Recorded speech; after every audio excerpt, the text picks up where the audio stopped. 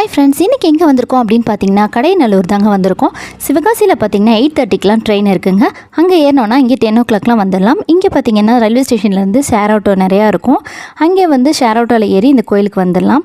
இந்த கோயிலுக்கு வந்ததுக்கப்புறம் பார்த்தீங்கன்னா நல்லா இயற்கை சூழலுக்கு நடுவில் தான் இந்த கோயில் அமைஞ்சிருக்கு. சுற்றி பார்த்திங்கன்னா ரொம்ப பசுமையாக எல்லாமே வயல்வெளி தான் இருக்குது. ரொம்பவே பார்க்குறதுக்கு சூப்பராக இருக்கும் இந்த பிளேஸை. ஸோ அப்படி நாங்கள் கோயிலுக்கு வந்துட்டோம். அங்கே பார்த்திங்கன்னா ஆஞ்சநேயருக்கு வெத்தலை மாலை, துளசி மாலை, நெய் விளக்கு இந்த மாதிரி எல்லாமே அவங்களே வச்சுருப்பாங்க. வாங்கிட்டு கோயிலுக்குள்ளே போயிட்டோம். கோயிலுக்குள்ளே போயிட்டு ஆஞ்சநேயரும் நல்லபடியாக நல்ல தரிசனம் பண்ணியாச்சு. தரிசனம் பண்ணதுக்கப்புறமா அங்கே பார்த்திங்கன்னா ஆஞ்சநேயருக்கு தனியாக தியான மண்டபம் வச்சுருந்தாங்க.